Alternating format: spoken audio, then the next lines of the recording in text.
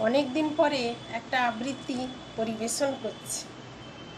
স্বপ্নে, কবিগুরু রবীন্দ্রনাথ ঠাকুর। স্বপ্নে তুমি এসেছিলে আজ প্রাতে, অরুণ বরণ পারিজাত লয়ে হাতে।